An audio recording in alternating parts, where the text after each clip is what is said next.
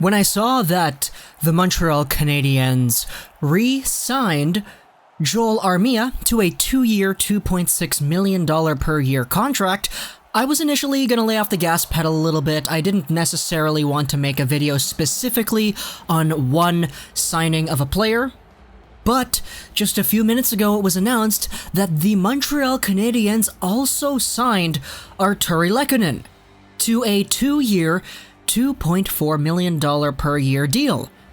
So, right away, this is the Montreal Canadiens offseason. It's pretty much done, but, obviously, still a lot more time and room to work with, but for the most part, this is the Montreal Canadiens pretty much just getting everything done outside of Charles Hudon.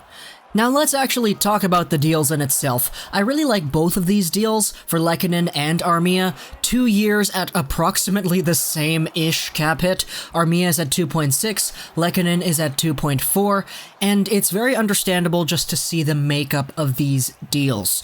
They're 2-year deals, so they both go and they expire before the 2021-2022 season, and I think it's a really good decision to make it work out this way. Because 2021-2022, that's pretty much the UFA years for Tatar, for Gallagher, for Deneau, Dale Weiss, and Jeff Petrie. So assuming all of these guys are going to be on the Habs by that time, it's really easy to understand why the Montreal Canadiens wouldn't want to have any money tied up when it's time to re-sign those players. But what we get in the short term here is 2 years of two young-ish forwards who both had some pretty solid seasons. Joel Armia, although he didn't play the full season, is a really solid middle six player who posted up 23 points in those 57 games that he did play. It'll be really interesting to see what he will be able to do with a full season under the Habs belt, because he did have a very big, significant improvement from his last season as a Winnipeg Jet to the most recent season with Montreal. As a 26-year-old big guy, Armia still has a lot to prove, and a 2-year, $2.6 million contract certainly gives out that room.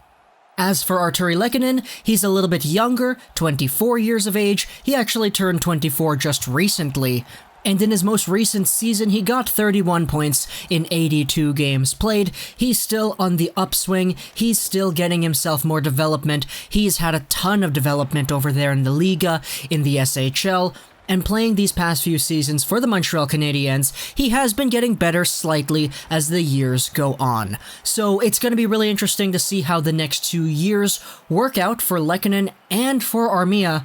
And as for Charles Hudon, who's pretty much the last guy available that the Canadiens need to sign, we're really close to the end of the Habs free agency off-season period, unless, General Manager Marc Bergevin decides to make a few more moves and decides to maybe make a few splashes here and there. It's certainly a possibility, but with this, the Montreal Canadiens are projected around, let's say, $4-ish million in cap space. Right now, Cap Friendly isn't actually updated. It says $6.5 million here, but once that Lehkonen contract comes on the board, I would assume about $4 million. So, say what you want about that $4 million, what the Habs can do with that, whether there's a move to be made or not, but the bottom line here is 2 Canadiens got re-signed today. Hope you enjoyed this video, and bye.